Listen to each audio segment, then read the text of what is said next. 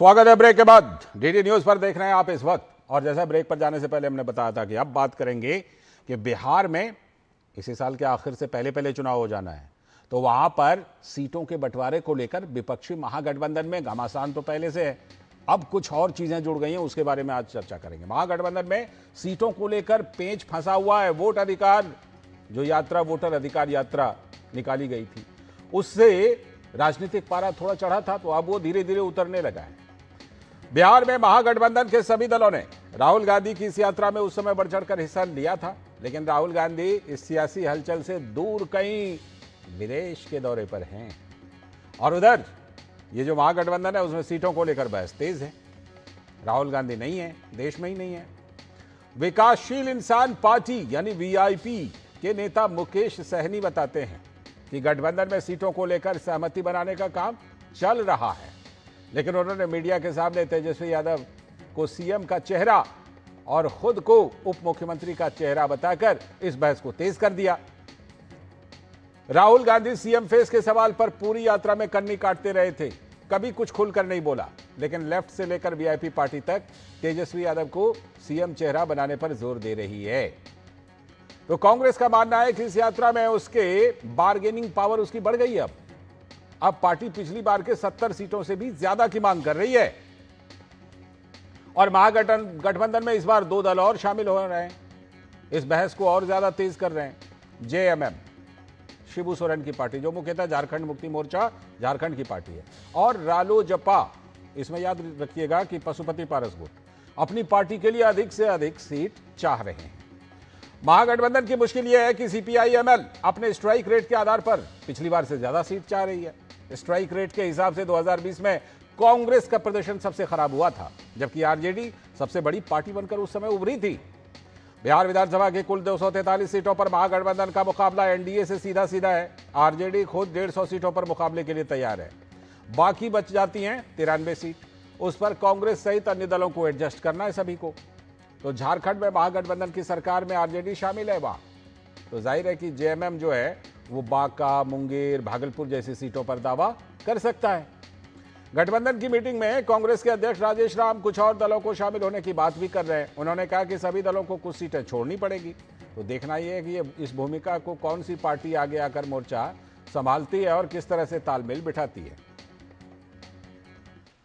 तो इन सब के बीच जो बिहार की राजनीति चल रही है, उस पर जेडीयू के नेता नीरज कुमार ने कहा कि राहुल गांधी जी कभी चुनाव के प्रति गंभीर रहते ही नहीं है। बिहार के चुनाव में एक महत्वपूर्ण दौर से बिहार अभी गुजर रहा है, जब सीट शेयरिंग पर समझौता हो रहा है और महाठगबंधन का आंतरिक ठगीपन और कलह बिल्कुल सतह पर है, चरम पर है। इस बीच पार्टी को मझधार में छोड़कर राहुल गांधी जी अपनी व्यक्तिगत जरूरतों को पूरा करने के लिए मलेशिया भाग गए। बड़ा स्पष्ट होता है कि राहुल गांधी जी चुनाव के प्रति, बिहार के प्रति कितने गंभीर हैं। उनका ऐसी विदेश यात्रा का सिलसिला तो इनका चलता ही रहता है, कभी बैंकॉक, कभी मलेशिया, लेकिन बिहार की जनता इनके धोखे से बहुत त्रस्त है, परेशान है। इन्होंने जिस तरह से आकर के एसआईआर पर बिहार जनता को धोखा दिया, जनता त्रस्त है, परेशान है। दरअसल ये पार्ट टाइम पॉलिटिशियन है। एक छोटा सा सुधार, नीरज कुमार जी जिनको आप सुन रहे थे, ये भारतीय जनता पार्टी के नेता और प्रवक्ता हैं। अब जेडीयू के नेता की बात हमने की थी, तो जेडीयू के नेता की भी बात सुनवा देते हैं। अंजुम आरा, उन्होंने कहा कि महागठबंधन के नेताओं के लिए ये सब जो है राजनीति, ये तो पार्ट टाइम जॉब है। देखिए, महागठबंधन के तमाम नेताओं के लिए राजनीति पार्ट टाइम जॉब है, चाहे हम बात करें राहुल गांधी जी की या फिर नेता प्रतिपक्ष तेजस्वी यादव जी की। अभी आदरणीय राहुल गांधी जी, बिहार में विधानसभा चुनाव होना है और मलेशिया यात्रा पे वो निकल पड़े हैं। नेता प्रतिपक्ष तेजस्वी यादव जी भी ठीक इसी तरह से जब सत्र चल रहा होता है विधानसभा का, तो वो मौजूद नहीं होते हैं सदन के अंदर में बतौर विपक्ष के नेता। वो कहाँ होते हैं? दुबई घूम रहे होते हैं, यूरोप व्यक्तिगत यात्रा पे अपने घूम रहे होते हैं। तो महागठबंधन और विपक्ष के नेताओं के लिए जो राजनीति है वो नॉन सीरियस उनके लिए विषय है, और जनता के मुद्दों को, जनता के जो इश्यूज है, उनसे इनका कोई वास्ता, कोई लेना देना नहीं है। तो एनडीए हमला बोल रही है, और दरअसल है क्या कि जो विपक्षी इंडी महागठबंधन है उसमें सिर्फ सीटों की बात नहीं है, मुख्यमंत्री के चेहरे को लेकर भी पेंच फंसा हुआ है। लेकिन मान न मान मैं तेरा मेहमान दावा किया जा रहा है। वीआईपी के प्रमुख मुकेश सहनी ने तेजस्वी यादव को मुख्यमंत्री का चेहरा बताया और खुद को उप मुख्यमंत्री पद का दावेदार बता दिया। सरकार में नेतृत्व तेजस्वी जी के नेतृत्व में हम लोग को चुनाव लड़ना है। मुख्यमंत्री का कैंडिडेट तेजस्वी जी है। उसी तरीके से सरकार में सभी दल को कुछ ना कुछ सहयोग होगा, सरकार में हिस्सेदारी होगा, तो निश्चित तौर पे डिप्टी सीएम का नाम पे जो है वो समय रहते हुए आप लोगों के बीच में घोषणा हो जाएगा कि कौन होंगे। चुपके से दावेदारी कर रहे हैं मुकेश सहनी। खैर, इसी पर चर्चा कर रहे हैं कि बिहार की जो चुनावी राजनीति है वो क्या क्या रंग दिखाने वाली है। इस पर चर्चा करने के लिए हमारे साथ जुड़ रहे हैं धनंजय गिरि जी, भारतीय जनता पार्टी के प्रवक्ता, यहीं पर हमारे साथ स्टूडियो में मौजूद हैं। साथ में पवन पटेल जी, कांग्रेस के नेता। बहुत बहुत स्वागत आप दोनों का, धनंजय जी और पवन जी। और साथ में हमारे साथ हमारे सलाहकार संपादक विनोद मिश्र जी भी जुड़े हुए हैं यहीं पर हमारे ठीक बगल में। विनोद जी से मैं चर्चा को थोड़ा विस्तार देता हूँ। विनोद जी, सबसे पहली बात ये कि देखिए, ऐसा लग रहा है, मोटे तौर पर मैं अभी कह रहा हूं, अभी तो वैसे औपचारिक तौर पर कुछ फाइनल नहीं हुआ है, ऐसा लग रहा है कि एक तरफ एनडीए ने दोनों मसले को, सीटों के बंटवारे को और चेहरे को लेकर भी लगभग सहमति बना ली है। मैं अभी फाइनल बात नहीं कर रहा हूं, लेकिन दूसरी तरफ जो दूसरी पार्टी है, दूसरा जो गठबंधन है, महागठबंधन, उसमें दोनों को लेकर जो भी कंफ्यूजन है वो कम होने के बजाय उल्टा बढ़ रहा है। जेएमएम और आरएलएसपी जैसे जो पार्टियां हैं वो क्या कर रही है कि वो इन कंफ्यूजन को और ज्यादा बढ़ा रही है तरह तरीकों।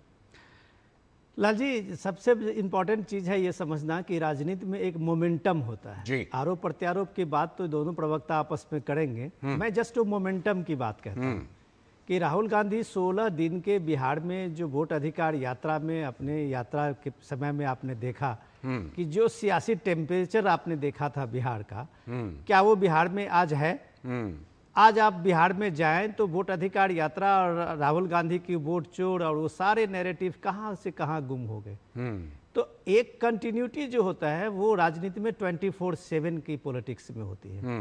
तो आप एनडीए में जब आप देख रहे हैं कि अमित शाह जैसे लोग, पीएम मोदी जैसे लोग 24/7 के लिए पॉलिटिक्स में हैं, और वहाँ आप जब एक कैजुअल रूप में आज वहाँ बिहार में 16 दिन के बाद आप सीधे दूसरे जगह चले जाते हैं जैसा कि आरोप है, तो फिर आपकी कंटिन्यूटी में उसको माना जाता है कि वहाँ अब आरजेडी को ये लग रहा है कि राहुल गांधी का जो रोल था वो खत्म हो गया। अब जो परसों महागठबंधन की ये जो मीटिंग हुई थी, उस मीटिंग में अब 2 दल जो है वो और जुड़ गए हैं। उसमें जेएमएम भी है और रालोजपा भी है।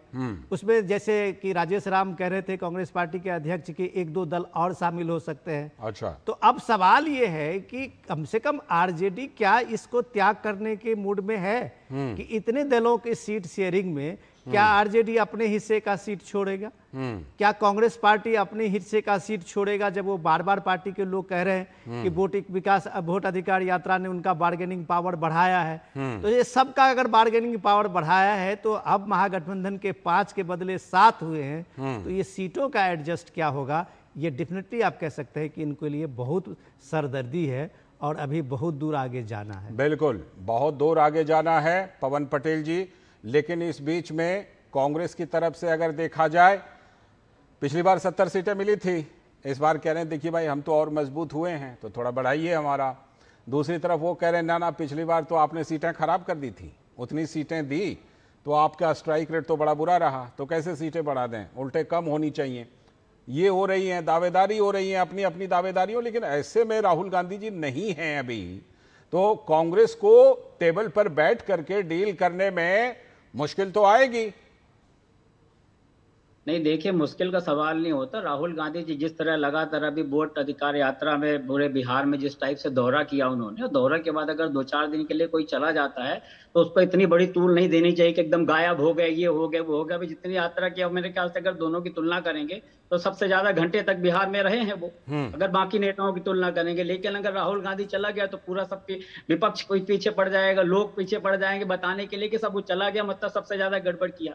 वोट अधिकार यात्रा का कैसे कहते हैं कि उसका पारा उतरने लगा। वोट अधिकार यात्रा में उसने साबित कर दिया कि वोट चोरी से मोदी जी प्रधानमंत्री बने, वोट चोरी से भारतीय जनता पार्टी की सरकार आती है। उसने इतने सारे उसने सबूत दिए, वोट चोरी के सबूत दिए। आपके SIR जो हुआ बिहार में, उसकी चोरी को पकड़ा गया कि किस तरह की बातें आई सामने से, पूरी मीडिया में है। अभी कुछ दिन पहले इनके इंडियन एक्सप्रेस की रिपोर्ट भी थी कि हमारे यहाँ नहीं बल्कि NDA में ताबड़तोड़ मचा हुआ है, CM पद को लेके वो तनातनी मची हुई है। तो वो अब ये अलग बात है कि कांग्रेस वाले को ज्यादा तूल देने का प्रयास कर रहे हैं। वोट प्रतिशत देखे तो NDA का 37.26 था 2020 के चुनाव में, और 13 का महागठबंधन का 37.2, बड़ा नॉमिनल सा अंतर था। तो ये देखिए अगर आप NDA को और कांग्रेस की तुलना करेंगे महागठबंधन की, तो आप खुद देखिए वहां पे क्या हो रहा है। चिराग पासवान जी, जीनत राम मांझी जी क्या स्टेटमेंट दे रहे हैं, दोनों एक दूसरे के पीछे पड़े हैं। उस दल में जितने लोग हैं सत्ता के लालची लोग हैं, सत्ता के लालची में इसीलिए तो मैंने ये कहा पवन जी, इसीलिए मैंने कहा था कि अभी उधर भी कुछ फाइनल एकदम नहीं है, अंतिम तौर पर उधर भी फाइनल नहीं हुआ है। आपने देखा होगा, मैंने खुद ये बात कही है। जी आपने तो कहा, मैं बताने का वही प्रयास कर रहा हूँ कि दोनों तरफ चीजें चल रही हैं।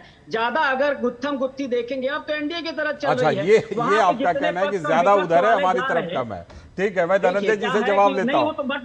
ठीक है धनंजय जी, मैं धनंजय जी से जवाब लेता हूँ। धनंजय जी, आप लोग सवाल उठा रहे हैं, पवन जी कह रहे हैं ज्यादा गुत्थम गुत्थी उधर है, हमारे इधर भी है, लेकिन ज्यादा जो है धनंजय गिरी जी की तरफ में। नहीं, देखिए कांग्रेस पार्टी की दिक्कत ये है कि कांग्रेस अपनी राजनीतिक खोई हुई राजनीतिक जमीन को बिहार में पाना चाहती है, और कांग्रेस के कार्यकर्ताओं ने जब अपने जमीर को जमींदोज करके जिस ललटेन में तेल डालने का काम सालों से किया है, अब उस ललटेन में तेल डालते डालते वो थक गए हैं। और कोई ये लालू परिवार के लूट और ललटेन और लठ की ढोते ढोते इन लोगों के कंधे छिल गए हैं। ये कांग्रेस चाहती है, और क्षेत्रीय दल जानते हैं कि कांग्रेस के 6 में उनकी जय है। कांग्रेस पार्टी अगर पुनर्जीवित हो जाएगी, सजीव हो जाएगी, तो क्षेत्रीय दलों का क्या होगा। इसलिए वो कभी नहीं चाहेंगे कि कांग्रेस आए। और कांग्रेस के मुंह से आप देख लीजिए कि तेजस्वी जी घूम घूम के कहे कि अब MLA के चुनाव में, खैर 9th पास है, उस विषय पर मैं नहीं हूं, लेकिन वो कह रहे थे कि MLA के चुनाव से मैं इनको राहुल गांधी को प्रधानमंत्री बना दूंगा। लेकिन राहुल गांधी के बेचारे के मुख से नहीं निकला कि बेचारे को मैं मुख्यमंत्री बनाऊंगा। बेचारे ताकते रह गए, ताकते टुकुर टुकुर तेजस्वी ताकते रहे कि कभी तो राहुल गांधी बोलेंगे।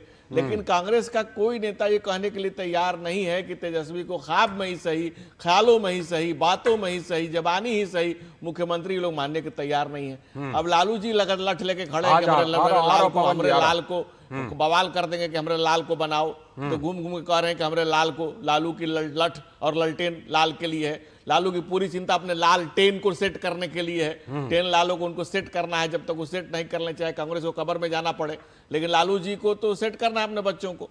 और कांग्रेस भी अपनी खोई जमीन पाना चाहती है। जो आप बोले उसका मतलब ये कि 10 बच्चे बच्चियों को सेट करना। अच्छा, लालटेन का तात्पर्य दर्शक कई बार आप जिस तरह मतलब शब्दों को रखते हैं ना, कई बार दर्शक हो सकते हैं ना समझ पाए, इसीलिए मैंने क्लियर कर दिया। बिहार को लालू के ललटेन और लालटेन दोनों से बचाना हर बिहार के व्यक्ति की जिम्मेवारी है। और कांग्रेस को भी चाहिए कि अब तेल डालना बंद करे, क्योंकि कांग्रेस का भी तेल निकल गया तेल डालते डालते। कांग्रेस कार्यकर्ता भी अब चाहते हैं कि भाई अब कितना लालटेन में हम तेल डालें, अपने पसीने को गला करके लालू के लाल को, ललटेन को, हम लोग कितना उनके लौ को जलाए रखें। जवाब दीजिए पवन जी, जवाब दीजिए। नहीं, जो आपने बोला शब्दों में है, शब्दों की महारत तो बस भारतीय जनता पार्टी को हासिल है, काम के जवाब नहीं देंगे। वो 9वीं पास की बात कर रहे हैं, उसने अपनी मार्कशीट दिखा तो दी है। यहाँ तो जो ग्रेजुएशन हुआ उसका मार्कशीट दिखा के छुपाने का काम तो नहीं किया उसने। 9वीं पास है तो 9वीं की मार्कशीट दिखाई, बस उधर चले गए उधर। जो आप बात कर रहे हो चिराग पासवान का क्या था वो नहीं देख रहे हो। चिराग पासवान ने पिछली बार कैसे धोखा दिया था, अभी पलटू राम हो सकता है लास्ट पे कहीं पलटू ना मार दे। जिस तरह की बातें आपके हो रही, बलक बात है कि आप दूसरे में बड़ा मजा ले लेकर के करते हो। वो बिहार स्पेशल बिहार का पैकेज दिया था, हम पर भी आरोप लगाइए, हम उसमें भी मजा ले रहे हैं।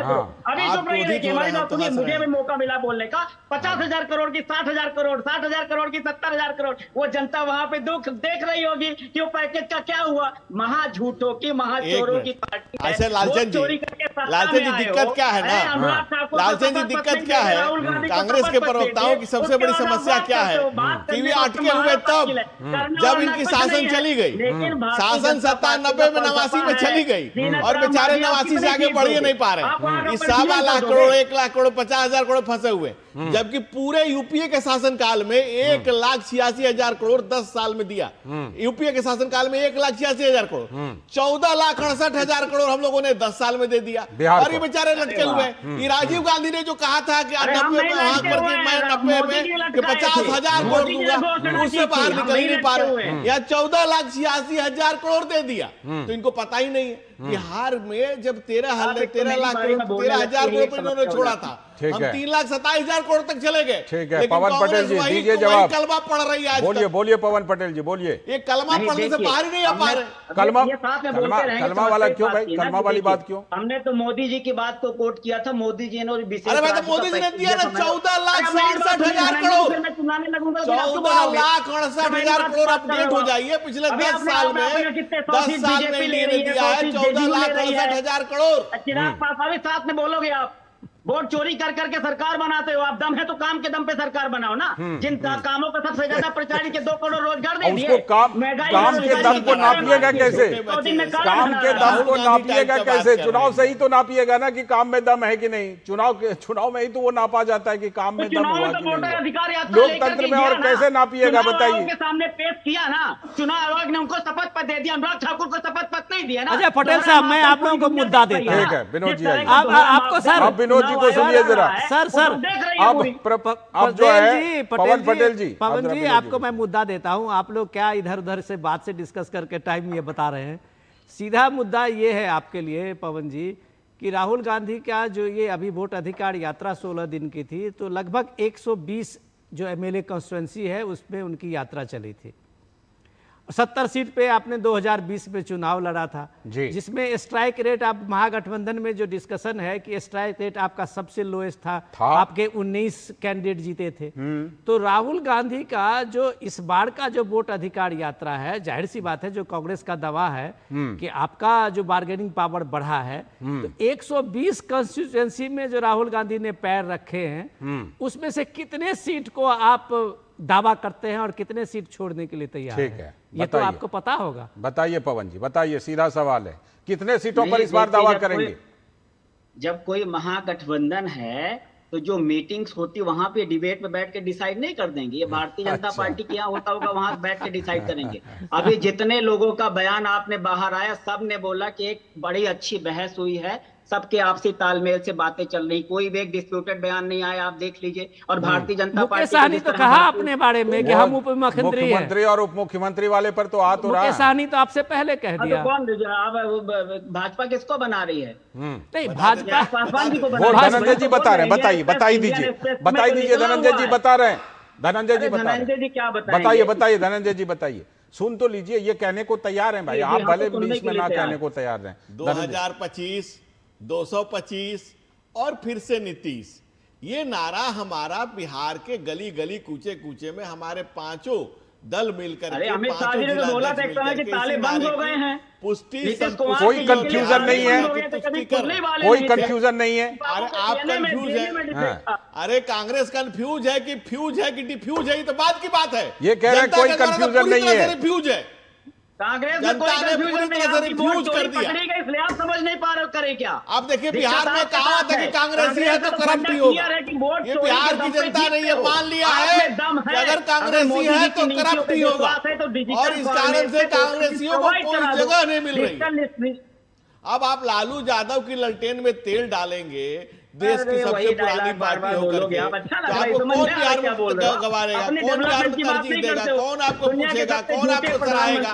राहुल गांधी आए, कुछ दिन तक लोगों का एंटरटेनमेंट किए, फिर वो उपासना क्या क्या करने विदेश चले जाते हैं, भगवान जाने क्या करने जाते हैं, उसकी जानकारी मुझे है नहीं। घूमने फिरने गए होंगे आप, और उसमें क्या क्या देख रहे हैं? घूमने फिरने गए होंगे। नहीं, मैं कहता हूँ ना, देखिए क्या है लालचंद जी, दुनिया में जितने पोएट हुए, जितने कवि हुए, तुलसी हुए, कबीर हुए, रहीम हुए, रसखान हुए, विलियम वर्ड्सवर्थ हुए या जॉन कीट्स हुए, सबने कहा कि प्रेम एक अमूर्त भावना है। लेकिन राहुल गांधी कहता है दुकान में मिलता है, अब दुकान में क्या मिलता है, कौन सी दुकान लगती है, मोहब्बत की दुकान या दुकान वाली मोहब्बत, ये पीढ़ी को समझना होगा। ये नई पीढ़ी शायद बेहतर समझती होगी कि दुकान से कौन सी मोहब्बत मिलती है, मोहब्बत की दुकान कहाँ लगती है, या कौन सी मोहब्बत की दुकान खोजने जाते हैं कि लगाने जाते हैं, क्या करने जाते हैं। तो राहुल जी बेहतर जानते होंगे, मुझे विधायक खरीदने की दुकान तो लगाते हो आप लोग ना, विधायक जानकारी इनको ज्यादा नहीं है। ठीक है, मैं जरा एक बार फिर से विनोद जी को लाता हूँ, एक बार फिर से विनोद जी को लाता हूँ, एक बार विनोद जी सीधा सवाल, जिन चीजों पर सीटों की संख्या को लेकर के और मुख्यमंत्री पद को लेकर के जो विपक्षी महागठबंधन है, उसमें अगर अभी तस्वीर बिल्कुल साफ नहीं है, एनडीए में अभी भी धनंजय जी ने कहा साल 2025 सीट 225 फिर से नीतीश, तो अब यह लग रहा है कि एनडीए कम से कम इस मामले में साफ है। देखिए लाल जी, मैं तो इस इलेक्शन 2020 क्या पिछले कई वर्षों से जब भी बिहार में इलेक्शन है तो कांग्रेस के जो भी बचे खुचे कार्यकर्ता एक भी कांग्रेस के कैडर आरजेडी के साथ में अलायंस नहीं चाहता है, मन से नहीं जुड़े, बिल्कुल नहीं चाहता है। हर एक कांग्रेसी जो बिहार में बचे हैं उन लोगों का रहता है कि कांग्रेस अपना जमीन वहां खड़ा, अपनी आधार बना। तो राहुल गांधी ने कोशिश तो की ना भाई, और अब यही राहुल गांधी कोशिश तो की थी, लेकिन उन्होंने कन्हैया कुमार को आगे उतारा, जिसका कांग्रेस से कोई सरोकार ही नहीं रहा है। अगर राहुल गांधी उसके बदले में जेन्युइन कोई कांग्रेस को वहां लाते तो हो सकता था कि वहां दूसरा एक पिच तैयार होता। अब सवाल है कि आपका जो गठबंधन की स्थिति बिहार में है वही आपके यूपी में है, दोनों में कोई फर्क नहीं है। तो बस जब तक कांग्रेस एक अकेला चलो का नारा देके अपनी पार्टी का वहां आधार मजबूत नहीं करेगा, तब तक कांग्रेस पार्टी सिर्फ ये मुस्लिम वोट बैंक में कहीं दूसरा इधर से उधर नहीं हो, तो ये पूरा गठबंधन मजबूरी है जी। इस गठबंधन का आधार जो है लाल जी वो सीधे सीधे इसी वोट बैंक पे है। ठीक है, जिस दिन वो लगेगा कांग्रेस पार्टी को कि ये आप वोट जो है सिर्फ मेरे खाते में है, आरजेडी उसके साथ नहीं होगा। जिस समुदाय के वोट की आपने बात की ना, उसकी भी तो वहां अंदर में मारामारी है कि किसकी उस पर दावेदारी हो गई और किसके हिस्से में। अच्छा, मुझे तो लगता है सीटों की संख्या की जो मांग है उसमें भी उस फैक्टर की बहुत बड़ी भूमिका है। लेकिन बहरहाल क्या कुछ होगा दोनों तरफ से, बिहार का चुनाव इस बार बहुत ही दिलचस्प होने वाला है। लगातार हम इसी तरह की चर्चा लेकर आते रहेंगे। फिलहाल बहुत बहुत शुक्रिया। पवन जी, आप कुछ कहना चाहते हैं तो कह दीजिए, समय है अभी। नहीं, मेरा निवेदन इतना था कि पिछली बार भी एनडीए में चिराग पासवान ने किस तरह का तमगा दिखाया था, इस तरह की बहुत सारी उम्मीद अभी होनी बाकी है। और जो ये मैं बोल रहा हूँ 243 विधानसभा सीटें हैं ना बिहार में, 100 सीटें बीजेपी, 100 सीटें जेडीयू ले लिए, 40 सीट चिराग पासवान मांग रहे, 20 जीतन राम मांझी मांग रहे, उपेंद्र कुशवाहा 10 मांग रहे। तो क्या परिसीमन करके महागठबंधन पर बात कीजिए, उस पर धनंजय जी ने क्लियर कर दिया उस पर धनंजय जी ने क्लियर कर दिया। धनंजय जल्दी से काउंटर, नहीं क्लियर है, चर्चा समाप्त कर। धनंजय काउंटर। कांग्रेस को दूसरे के आंगन में झांकने की बड़ी बीमारी है, क्योंकि जानते हैं कांग्रेस की इनको आना कुछ तो है नहीं। कांग्रेस को कृपा करके, लालू की कृपा से कांग्रेस बिहार में चल रही है। और कांग्रेसियों को, जो विनोद भाई साहब ने ठीक कहा कि कांग्रेसी चाहते हैं कि लालू की कृपा की छाया से बाहर आए। और जो हमारे यहाँ है एनडीए की, ये नेशनल डेमोक्रेटिक अलायंस है, ये हमारे चिराग जी भी हमारे साथ है, तमाम हमारे पांचों दल एक मजबूत की तरह इसी तरह के अपनी अपनी तैयारी रखिए, अपनी अपनी तैयारी रखिए। बिहार की जनता के सामने मजबूत विकल्प दीजिए, क्योंकि एक विकल्प और सामने प्रशांत किशोर के तौर पर बिहार की जनता के सामने वो रख रहे हैं अपने आप को विकल्प के तौर पर। इसलिए भी आप दोनों की चुनौती इस बार बड़ी है। बहुत बहुत शुक्रिया धनंजय गिरी जी, पवन पटेल जी और विनोद जी, आपका भी बहुत बहुत शुक्रिया जुड़ने के लिए। अभी वक्त है इस वक्त में ब्रेक का, और ब्रेक के बाद जब लौटेंगे तब बात करेंगे कि 22 तारीख से आपकी जिंदगी में, आम लोगों की जिंदगी में